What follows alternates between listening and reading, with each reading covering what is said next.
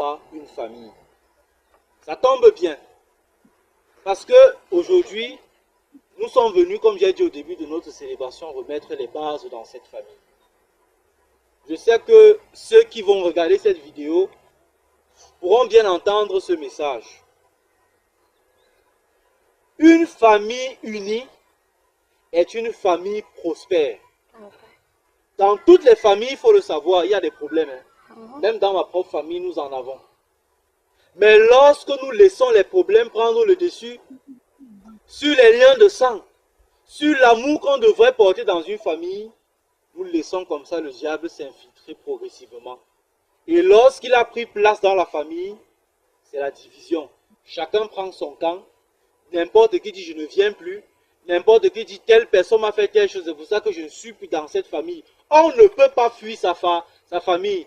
On est dans une famille et on est enterré dans une famille. Ce n'est pas possible. Et donc on ne gagnerait rien à se couper de la famille. Je pense que ce qui est important dans une famille, c'est que chacun essaie de taire son orgueil et de laisser place à l'humilité.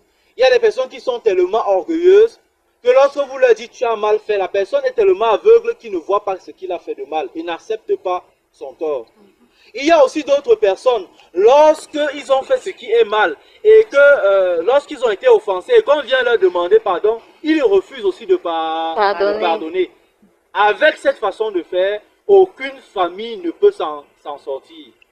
J'ai dit tout à l'heure qu'une famille unie est une famille prospère. Ça veut dire que lorsqu'on est unis, la famille grandit. Tout le monde est toujours content de se retrouver avec tous les autres membres de la famille. Lorsqu'on est divisé, la famille disparaît. Et je vais vous expliquer comment ça arrive.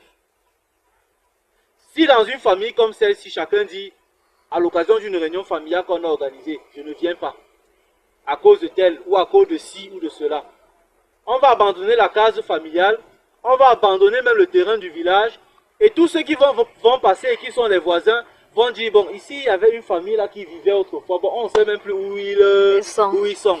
Et c'est comme ça que votre mémoire se perd. Jusqu'au jour où peut-être cela ressuscite. Et même si ça ressuscite, on va toujours se rendre compte que ça ne repose que sur une ou deux personnes qui cherchent la paix dans la famille. Chaque membre de la famille est un acteur pour la paix et l'unité de la famille. Personne ne doit rester derrière et dire c'est leur problème, ça les regarde. Comme on sait que tel a des problèmes avec tel, on dit non, je n'entre pas moi là-dedans. Tu n'entres pas d'une manière ou d'une autre, quand ça va exploser, ça va aussi ça va te prendre. Parce que quand vous faites comme ça, c'est un peu comme quelqu'un qui est dans une maison à gaz. Et puis il claque l'allumette en se disant que tous ceux qui sont